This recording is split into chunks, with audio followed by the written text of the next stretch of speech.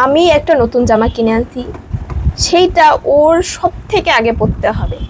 মানে ওর ওইটা না পরলে হবেই না, আমাকে বলে পড়ুক, না বললে অনেক সময় না বলে পড়ে চলে যাবে, খুঁজেই পাবো না সে জামা কই গেছে। আরে আমি তো পরছিলাম, ধোয়া হয়নি। তারপরে কোনো একটা মেকআপ কিনে আনছি, ও তো 10 দিনে শেষ, ও থাকবে না, ওর দেওয়ার ইসে নাই, সে মেকআপ নাই। তারপর টুথপেস্ট, আরে তুই আমার টুথপেস্ট ইউজ করবি না, তোর টুথপেস্ট ইউজ কর।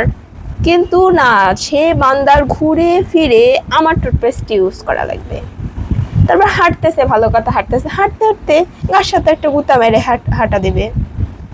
সে বান্দা খাইছে, খাওয়ার পরে মানুষের বেসিক ম্যানার যে খাইছে একটু গোছায় রাখি না, তার সে তো গোছাবে না, তার বড় একটা বোন আছে, সে কেন গোছাবে?